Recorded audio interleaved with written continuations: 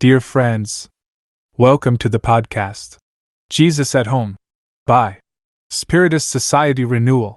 In today's episode, we'll be reading chapter 77 of the book, The Way, the Truth, and the Life, by the Spirit Emmanuel, as psychographed by the medium Francisco Candido Xavier. After reading, we'll give you a short commentary, and then we'll finish the episode with a prayer. Chapter 77. One should reflect. But everyone should be quick to listen, slow to speak, and slow to anger. James, chapter 1, verse 19. Analyzing, reflecting, and pondering are actually all forms of listening. It is essential for people to always be ready to determine the meaning of the voices, suggestions, and situations around them.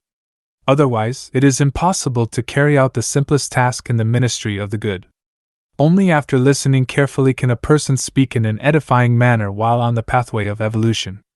Those who listen, learn; those who speak, teach. One keeps, the other spreads. In the good experience, only those who keep can spread successfully. Therefore, James's advice represents an undying appropriateness.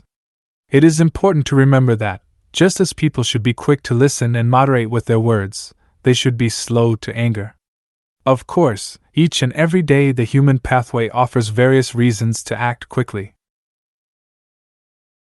However, whenever possible, it is best to put off till the next day any expression of anger, for that will often provide an opportunity to examine the matter more wisely and the cause of the anger might disappear. We should bear in mind that all are born to carry out specific functions. If they always listen, they can be sure that they will serenely achieve the purpose for which they are destined. But if they are always talking, they might lose sight of their endeavor halfway through it, and if they are always getting angry, they will probably not accomplish anything at all. Excerpts from Rubens Alva's text, The Art of Listening, published in the book, The Love That Lights Up the Moon, Papyrus Publishers, 1999. Listening is complicated and subtle. It's not enough to have ears to hear what is said. There must also be silence within the soul. We can't stand to hear what others say without immediately giving a better opinion, without mixing what they say with what we have to say. Outer silence is not enough. Inner silence is required. Absence of thoughts. And then, when there is silence within, we start to hear things we didn't hear before. Fernando Pessoa knew this experience, and referred to something that is heard in the interstices of words, in the place where there are no words. Music happens in silence. At the bottom of the sea, our mouths are closed. We are all eyes and ears. Then, free from the noise of chatter and the knowledge of philosophy, we hear the melody that wasn't there before. For me, God is this, the beauty that is heard in silence. Hence the importance of knowing how to listen to others. Beauty lives there too. Communion is when the beauty of the other and our own beauty come together in a counterpoint.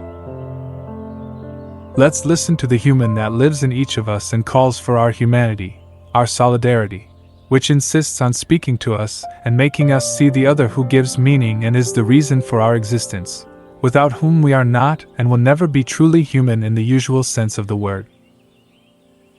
Now I invite you to join me in thought in the prayer from the book, Gospel at Home, by the Spirit Mimi by Feb Publishers. Lord Jesus, as you are the light of the world, enlighten our vision so that we may come to know the path on which we can fulfill your will. Allow, O Master, your messengers to assist and inspire us, and sustain our spirits so that we may be worthy of your trust. We thank you for the blessings of this hour and pray for the strength to apply your sublime teachings in our own conduct. So be it. Thank you for listening and see you on the next podcast, Jesus at Home.